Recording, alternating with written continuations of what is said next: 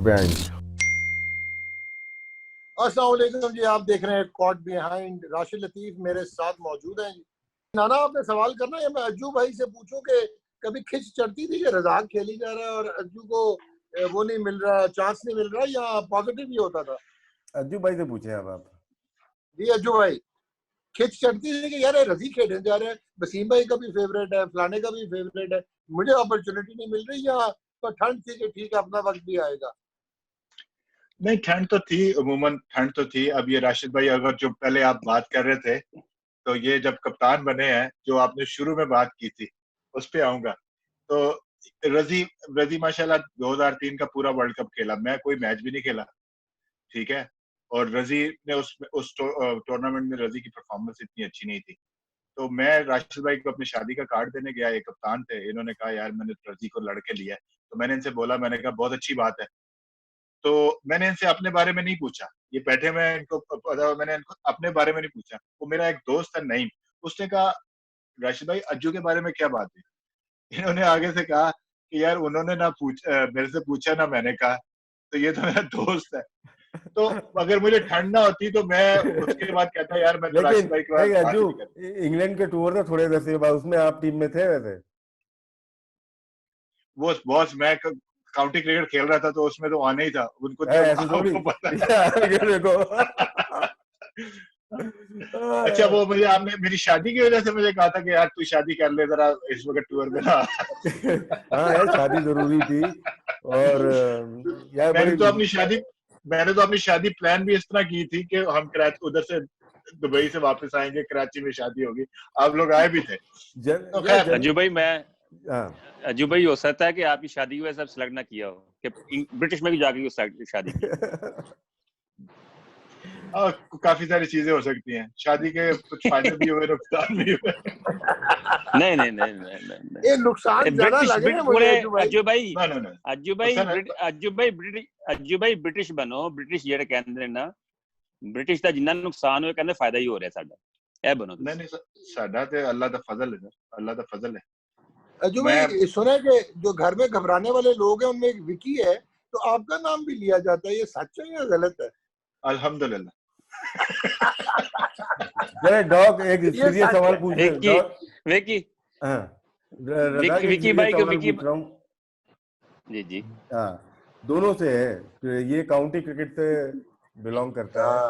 अगर county cricket में अगर देखा जाए दोनों को, रज़ाक की परफॉर्मेंस देखी जाए या अदर महमूद की, पाकिस्तान से डिफरेंट एटीट्यूड दोनों का, और काउंटी में डिफरेंट एटीट्यूड, ये कैसे हुआ?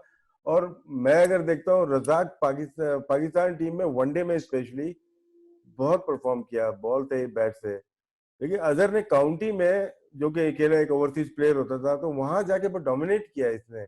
तो दोनों की काउंटी में परफॉर्मेंस अलग अलग क्यों थी? पहले रज़ाक बता दें या अजहर बता दें, दोनों में से कोई स्टार्ट ले सकता है? पहले ब्रिटिश बता दो। ब्रिटिश। आप खाना खा लो।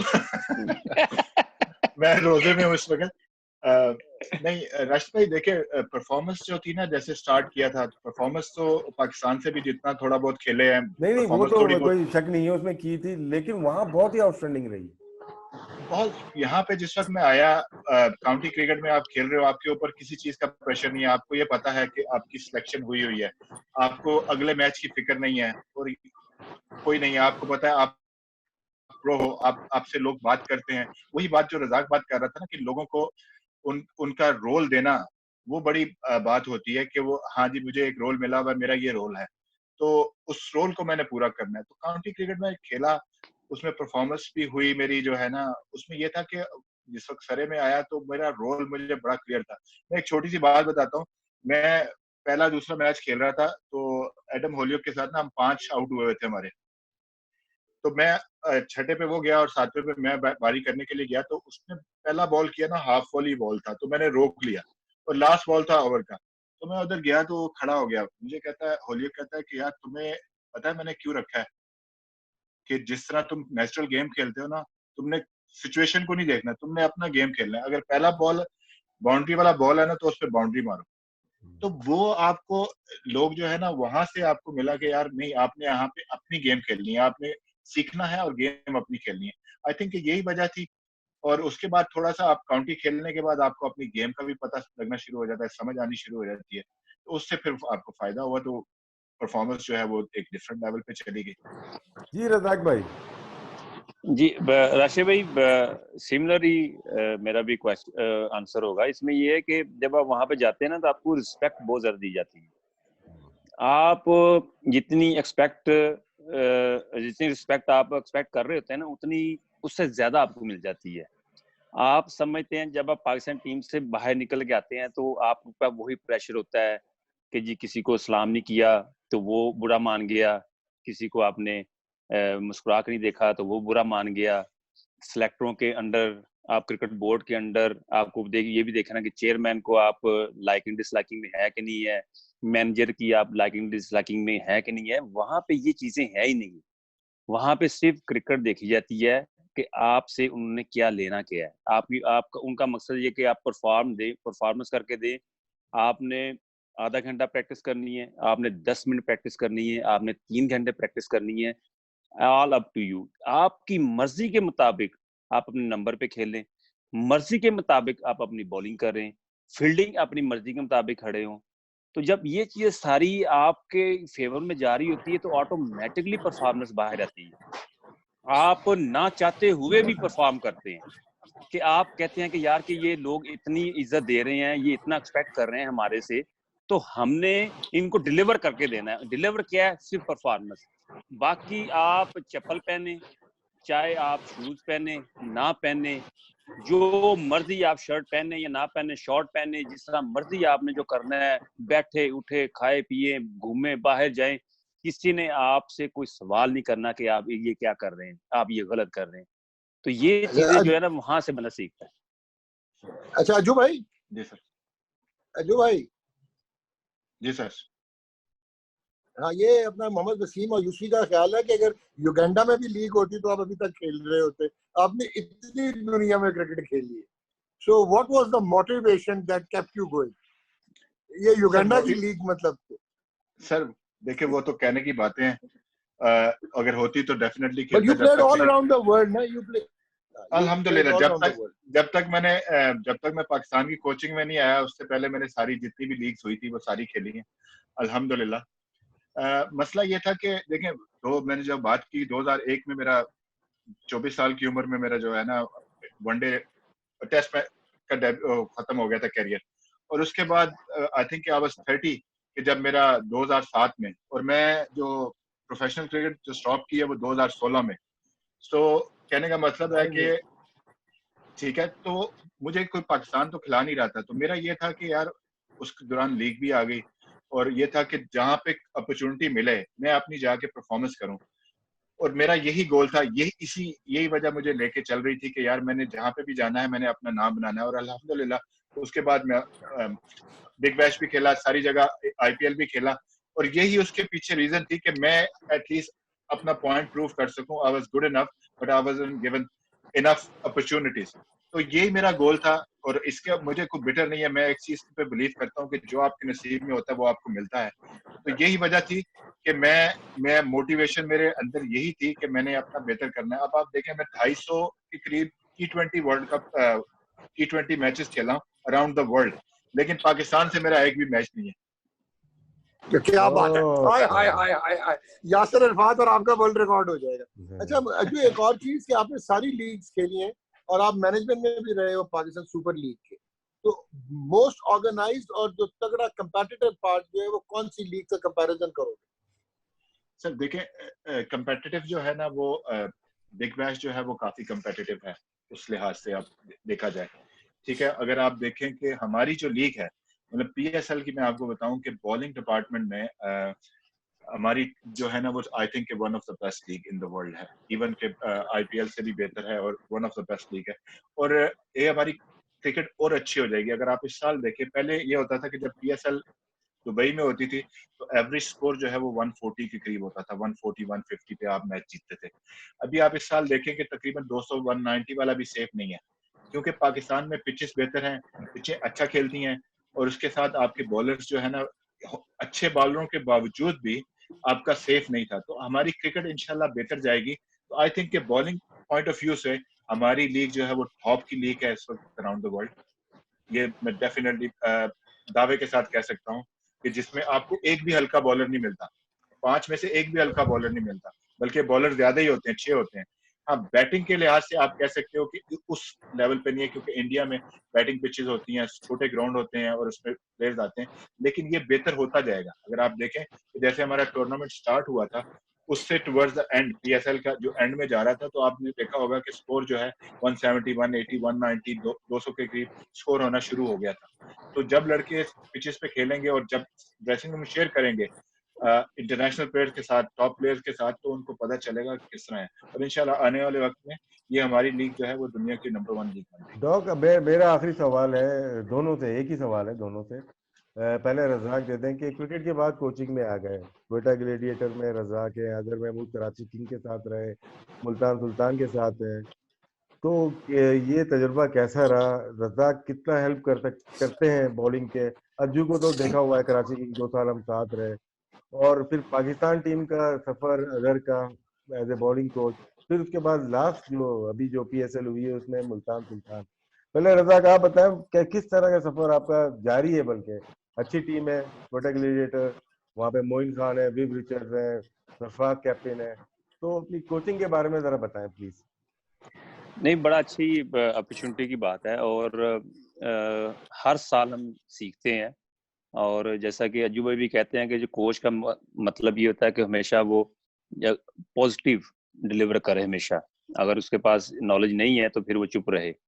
तो अल्लाह का शुक्र है हमारे पास नॉलेज भी है, क्रिकेट एक्सपीरियंस भी है, और टाइम बहुत शॉर्ट होता है, क्योंकि आप हर 2 दिन के बाद मैच होता है। अगर आप किसी के साथ वर्क करना शुरू कर दें कि आपका ये बाजू ठीक नहीं आ रहा, या आपकी ये शोल्डर ठीक नहीं, या बॉडी बैंड करनी नहीं हो रही, अगर आप उनको उस वक्त छेड़ेंगे तो उनमें प्रॉब्लम आनी शुरू हो सकती है, मैच में वो शायद अच्छा परफॉर्म ना करे। इसलिए हमारे पास टाइम नहीं होता यहाँ पे कुछ सिखाने का। मेंटली तौर पे हम उनको बूस्ट करते हैं, फिजिकली तौर पे हम उनको कहते हैं कि अपने आप को बॉडी को फिट रखें, और जितना उनके साथ एज ए फ्रेंडली माहौल रखें प्लेयरों के साथ। मैं समझता हूँ कि ये चीज़ सबसे अच्छी है कोचिंग। और कोचिंग आपको अगर करवानी है तो आपको एज से लेकर 17-18 तक होती है, वहाँ पे आपको कोचिंग करवा सकते हैं। तो यहाँ पे सारे मैच्योर होते हैं और पिक्ड हुए होते हैं, और उनकी परफॉर्मेंस पे वो पिक्ड होते हैं। तो जैसे नसीम शाह हैं, हसनैन मेरे पास आए थे, तो ये अभी यंग बॉलर हैं, T20 टफ क्रिकेट है इनके मुताबिक, ये क्रिकेट इनकी रेंज से बाहर है। अगर देखा जाए तो अगर आपने यूटिलाइज करना है टेस्ट मैचों में, वनडे में करेंगे, मेच्योरिटी आएगी, एक्सपीरियंस आएगा, एज के साथ ये फिर मेच्योरिटी आएगी। पर ये कि भी T20 के लिए टफ है, इसलिए हमको हम उस तरह कोचिंग नहीं कर सके, क्योंकि ना उनके को बॉलिंग में कोई एक्शन में प्रॉब्लम है, ना उनके रनअप पे कोई एक्शन में प्रॉब्लम है। प्रॉब्लम सिर्फ है मेंटली और फिजिकली और विल पावर की। यहाँ पे है अभी वो थोड़ा सा समझ लें कि वो उस लेवल पे नहीं है कि वो परफॉर्म कर सके। इसलिए मेरा एज ए बॉलिंग कोच जो रोल था, मैं उनसे हमेशा मेंटली उनको बूस्ट करने की कोशिश करता था कि आपने अपने आप को हमेशा उठा के रखना है। तो ये रोल था मेरा। ठीक है अज्जू। जी राजेश भाई, मेरा जो कोचिंग का, मैंने कभी नहीं सोचा था कि मैं कोच बनूंगा, और मुझे लेकिन आप हमेशा तो लगता था यूपीएल कि में जब आए थे पहले ही, तो एक एक साल में ही हमें तो अंदाजा हो गया था कि आपको क्रिकेट की नॉलेज है, और हर चीज में कप्तानी भी आती है, और क्रिकेट की बहुत ज्यादा समझ है, तो आइडिया तो हो गया था। तो कोचिंग क्या क्यों नहीं सोचा था आपने? नहीं, कभी मुझे ये लगता था कि मेरे में इतना टेम्परामेंट नहीं है कोचिंग का ना, कि और एक दूसरी चीज जो कोचिंग की जो सबसे ज्यादा इम्पोर्टेंट चीज है वो थैंकलेस जॉब है। हम्म। कि आप जो मर्जी कर लें, या आप जो मर्जी कर लें। मतलब मैंने अपने कैरियर से ना कुछ चीजें सीखी हैं जो मैं अपनी कोचिंग में डालता हूँ। मैं ये कहता हूँ कि एक थैंकलेस जॉब है। आपके पास 15 प्लेयर है ना, आप 15 के 15 को हैप्पी नहीं कर सकते। ठीक है, किसी एक दो बंदे हो गए, अगर मैं ये समझता हूँ कि मेरे 15 में से 13 प्लेयर अगर खुश हैं, और उनको मैं राइट इंफॉर्मेशन, राइट चीजें, प्लेटफॉर्म प्रोड्यूस कर रहा हूँ, तो मेरी टीम बड़ा अच्छा रिजल्ट देगी। तो ये मेरा कोचिंग का, ये एक मेरे ज़हन में था कि इसको मैंने लेके चलना है, कि आप लोगों को मैनेज किस तरह करना है। एक तो ये था। दूसरी चीज ये थी कि कभी नहीं सोचा था, लेकिन जब सरे से मैं खेल रहा था, तो मेरे पास एलेक्स स्टीवर्ट आया, उसने कहा कि यार what about bowling coach role. तो मैंने उससे क्योंकि सैम करन थे, जॉर्डन थे उस वक्त वहां पे सरे में, तो इन्होंने कहा कि बॉलिंग कोच, तो मैंने कहा मैं खेलना चाहता हूँ। तो उसने कहा कि नहीं, मैं चाह रहा हूँ कि तुम बॉलिंग कोच बनो। मैंने उसको समझाया, मैंने कहा देखो T20 क्रिकेट में ना ऑन द स्पॉट आपको डिसीजन करने पड़ते हैं। मैं एज अ प्लेयर ज्यादा बेहतर चीजें प्रोवाइड कर सकता हूँ ऑन द फील्ड जब मैं वहां पे हूँ। मैं प्लेयर कोच खेलता हूँ। तो उसको ये मेरी बात समझ आई। मैंने कहा मैं अभी परफॉर्म कर रहा हूँ, सारा कुछ है, तो तुम क्यों जो है, मैं सारा लुक आफ्टर करूंगा, जो बॉलिंग साइड की चीजें मैं लुक आफ्टर करूंगा। उसने कहा ठीक है। तो वहां से मेरी एक अपॉर्चुनिटी बनी कि प्लेयर कोच वाली जो थी, तो वहां से मैंने जिस वक्त स्टार्ट किया। अज्जू भाई आप बड़े लकी हैं, आप बड़े लकी हैं कि उस कोच ने आपकी सुन ली। हाँ, जाहिर सी बात है, क्योंकि वरना मैंने यहाँ पे वरना अगर आप ये हमारे कोच नहीं सुनते किसी। क्योंकि देखिए वो सुनी मेरी उसने इस वजह से कि मैं उसके साथ ना 6 साल क्रिकेट खेला और मैंने इस क्लब को 10 साल दिए। तो उसको पता था मैं किस पॉइंट ऑफ व्यू से आ रहा हूँ और क्या था। उसने मेरी मेरी बात सुन ली, मेहरबानी है उसकी। और हम भी एज अ कोच यही चाहेंगे कि हमारे प्लेयर भी, अब उनको अगर हम कुछ चीज बताएं तो वो भी हमारी बात सुन लें। तो वो ये था कि वहां से सरे का जिस वक्त स्टार्ट हुआ ना, तो उसके बाद ये हुआ कि एक अपॉर्चुनिटी मेरे पास निकली। मैं उस वक्त खेल रहा था जब मैंने पाकिस्तान को पहली दफा ज्वाइन किया। जब वकार भाई ने मुझे कहा कि जी आप इंडिया में जो वर्ल्ड कप था उसके लिए, तो वहां से वो चीजें स्टार्ट हुई। फिर उसके बाद अब जाहिर सी बात है कि क्रिकेट जब मैंने छोड़नी थी और जब मैंने पाकिस्तान की जॉब मुकम्मल ली, तो मेरे पास 1 साल का कॉन्ट्रैक्ट था सरे का। तो मैंने फिर इस तरफ आया। तो अल्हम्दुलिल्लाह मेरा ये है कि जो पाकिस्तान का सफर की बात है वो बड़ा अच्छा गया। मैंने जो अपना टेन्योर किया उसमें अल्हम्दुलिल्लाह I am proud of my self के। और जिस तरह लड़कों ने की इम्प्रूवमेंट थी उनकी बॉलिंग में, उनकी जो है ना मेंटल साइड ऑफ थिंग्स में, स्किल्स में, और उनका जो आप कह लें कि जो स्टैट्स हैं उसमें इम्प्रूवमेंट थी। तो आई थिंक उसमें काफी सारा हमने अचीव किया। तो अल्हम्दुलिल्लाह अल्लाह का शुक्र है कि जो 2 ढाई साल मैंने पाकिस्तान के साथ काम किया वो बड़ा अच्छा था और अच्छे नोट पे मैंने पाकिस्तान के साथ फिनिश किया। 2 साल जो था मेरा कॉन्ट्रैक्ट था पाकिस्तान के साथ पहले, उसमें भी ये था कि 1 साल के बाद मैं देखूंगा कि हम दोनों पार्टीज अगर खुश होंगी तो हम आगे चलेंगे। फिर लड़कों ने कहा कि वर्ल्ड कप तक आप हमारे साथ रहें, तो फिर मैंने वर्ल्ड कप तक का सफर उनके साथ किया। तो अल्हम्दुलिल्लाह अच्छे नोट पे छोड़ा। और मैं ये समझता हूँ कि वो जो मैंने काम किया उससे लड़कों को फायदा हुआ। तो अगर कोई किसी लड़के को मैं अपनी नॉलेज और अपना एक्सपीरियंस पास ऑन कर दूं, तो और वो जाके पाकिस्तान के लिए परफॉर्म करे और अच्छा अचीव करे, तो इससे बड़ी खुशी की बात मेरे लिए नहीं हो सकती। जी अच्छा जी, अजहर भाई जी बॉस। मुझे ये बताएं कि एक टाइम पे ऐसे लगा कि आपको उस प्लॉट में से हटा दिया गया, हालांकि थिंग्स वर इम्प्रूविंग, आपने इन्वेस्ट कर लिया हुआ था। मैं पाकिस्तान की कोचिंग की जॉब की बात कर रहा हूँ, तो कोई मैं ऐसा समझा शायद सीन था? मैं समझा शायद आप मेरे करियर की बात कर रहे नहीं, कह रहे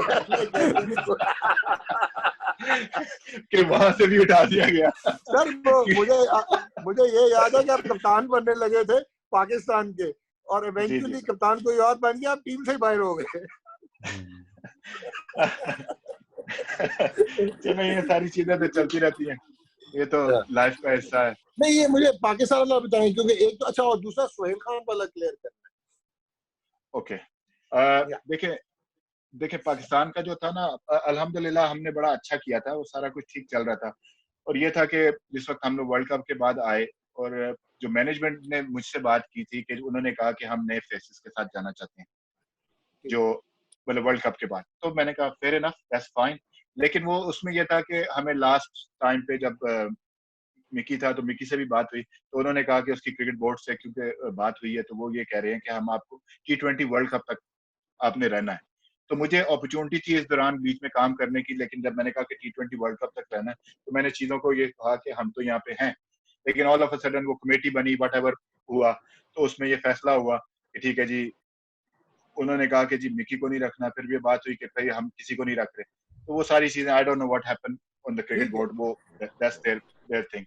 और दूसरी बात जो है वो सुहेल खान की, ये राशिद भाई भी आपके साथ बैठे हैं, वो उस दिन भी मेरे से एक क्वेश्चन हुआ था। तो सुहेल खान को मैंने कभी भी जो है ना वो ड्रॉप नहीं किया, या उसको उसके साथ वो कोई नहीं है। मैंने हमेशा उसको ऑस्ट्रेलिया में भी बैक किया, जब भी जहाँ पे हुआ, राशिद भाई को पता है, ठीक है। उसने मेरे साथ हो गया था, वो पठान है, उससे एक दफा उसने, 2 दफा उसने मेरे साथ बदतमीजी की जो मैं इग्नोर कर गया। लेकिन उसके साथ कराची किंग्स का मैच था, उसके दौरान उसने फिर वो ऐसी हरकत की।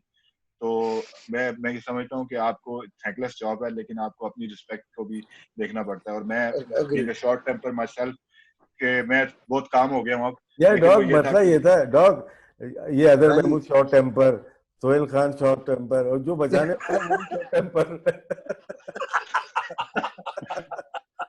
लेकिन यार मैं इतना ये शॉर्ट टेम्पर नहीं रहा राशिद भाई अब। क्या एक बात मानने की है, अदर वो टाइम ऐसा था ना, कोई भी भड़क सकता था। अजहर ने, अज्जू ने भी बहुत रिस्पेक्ट दी और सोहेल खान ने भी, और मामला वहीं पे रफा दफा हो गया। बस ये दोनों का जी शुक्रिया अदा करना चाहता हूँ, सुना सोहेल खान का भी, अजहर का भी।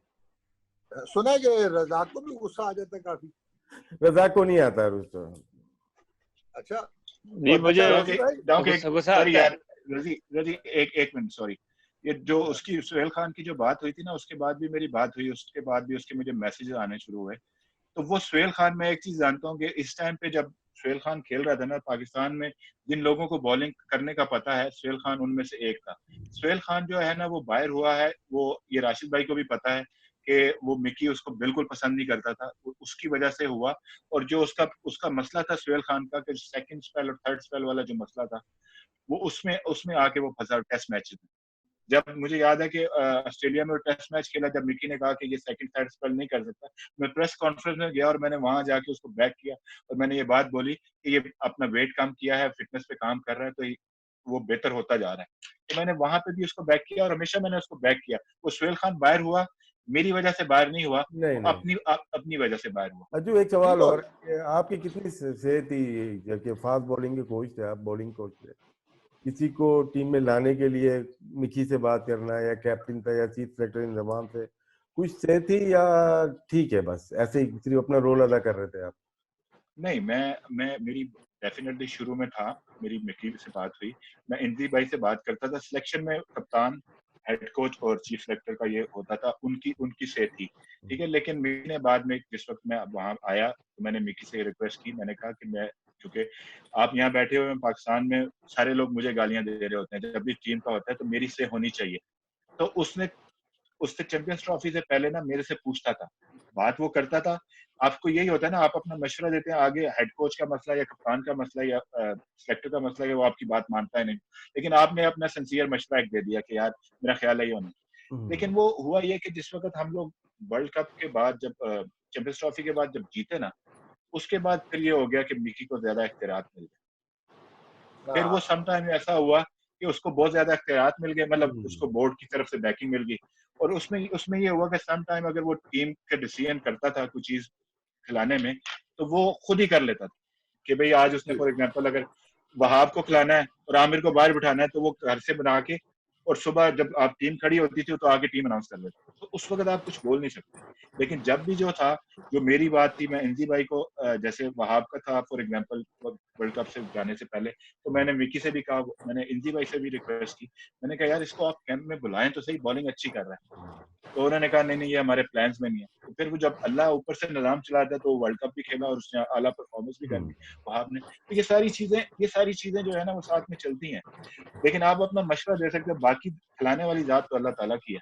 लेकिन ये था कि मैंने अपने अपने इस कैरियर में जितना जितना भी मेरा टाइम था, मैंने जानबूझ के, मतलब मेरे से मेरी समझ के मुताबिक किसी प्लेयर के साथ हो गया हो कि यार इसको नहीं खिलाना, इस प्लेयर को खिलाना है, तो ऐसी कोई चीज होगी, मैंने अपने उस पे जाती मफाद में कभी ऐसा नहीं किया, क्योंकि मैं खुद इतना डसा हुआ था, मेरा जैसा बंदा खुद इतना डसा हुआ है।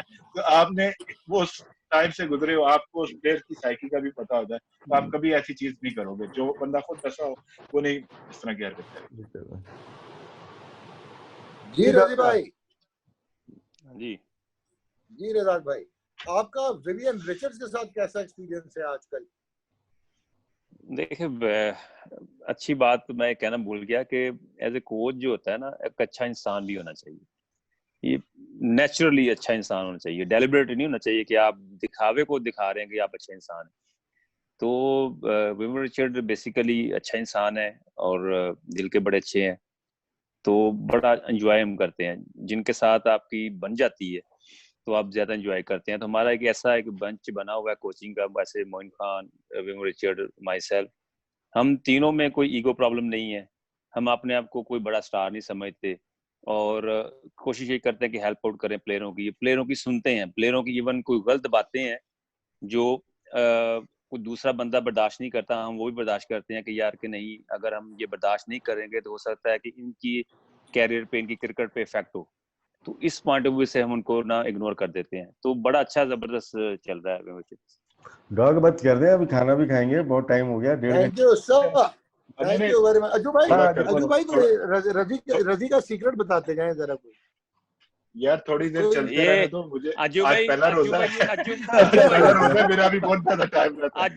देखें अज्जू भाई मेरा बताएंगे, मैं भी बताऊंगा, ठीक है जी।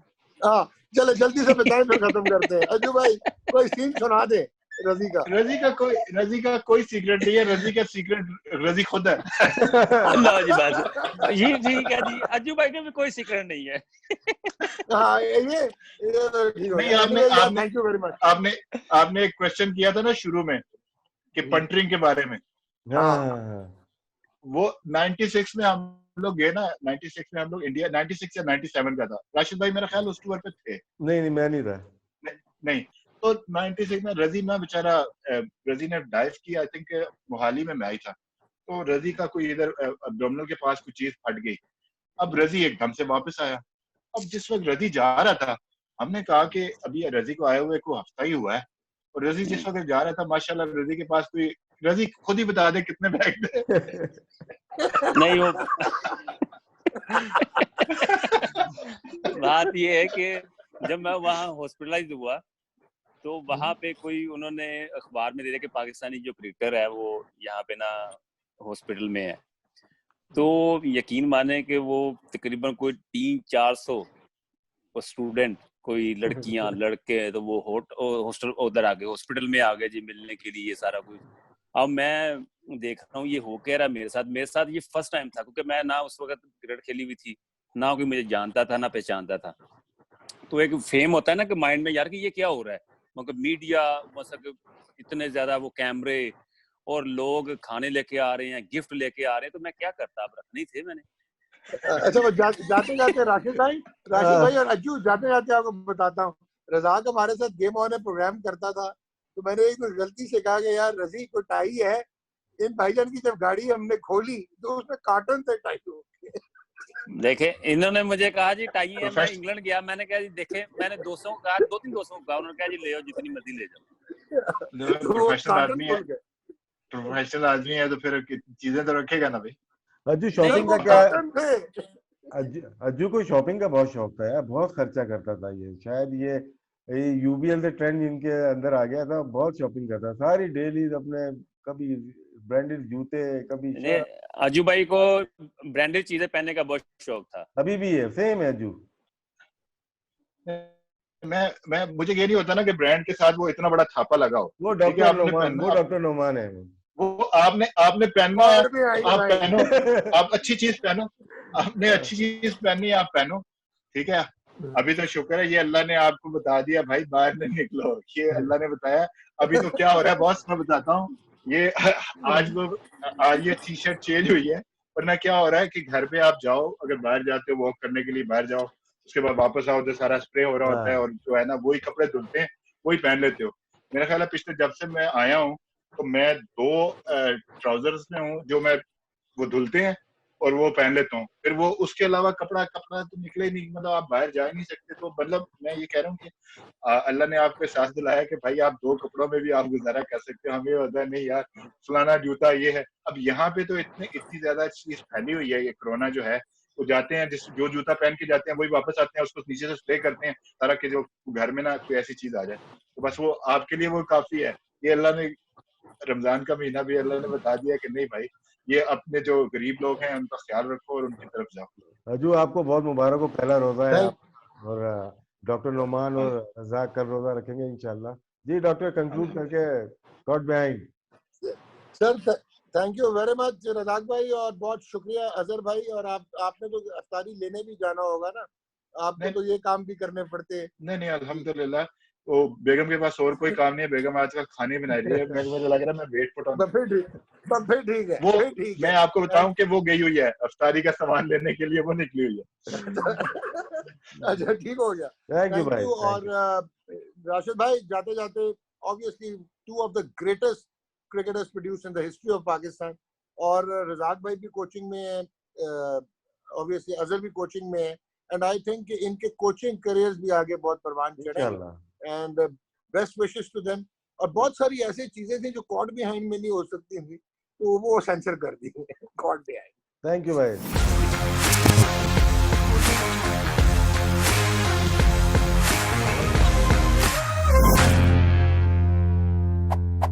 Caught behind.